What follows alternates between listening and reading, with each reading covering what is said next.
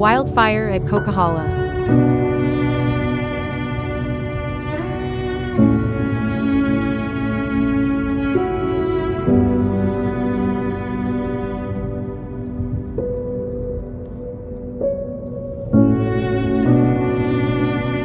Highway closed both side near Old Toll Booth.